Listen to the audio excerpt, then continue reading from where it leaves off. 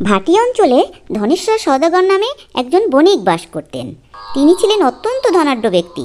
জানা গেছে অধিক ধন সম্পত্তি থাকার কারণে তার নামকরণ করা হয়েছিল ধনেশ্বর সওদাগর। তার ছিল এক ছেলে আর এক মেয়ে। ছেলের নাম রত্নেশ্বর সওদাগর আর মেয়ের নাম কাজল রেখা।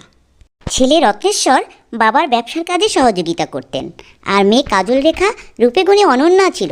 কিন্তু তা সত্ত্বেও কাজল রেখা একটি অভিশপ্ত জীবন লাভ করেছিল।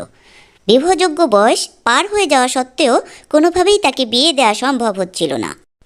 এ নিয়ে ধনেশ্বর সওদাগর ও তার পরিবার খুবই দুশ্চিন্তায় ছিলেন। এক রাতে ধনেশ্বর সওদাগর স্বপ্ন দেখলেন। হ্যাঁ রে ধনেশ্বর, তুমি তোমার মেয়েকে নিয়ে বাণিজ্যে যাও। সেখানে তোমার মেয়ের স্বামীর সন্ধান পাবে। আর সুখ পাখির মুখের কথা ছাড়া নিজের দুঃখের কথা যেন কোনোদিন কাউকে না বলে, তাহলে কিন্তু স্বামীকে চিরদিনের জন্য হারাবে। বিদায়, হক মাওলা।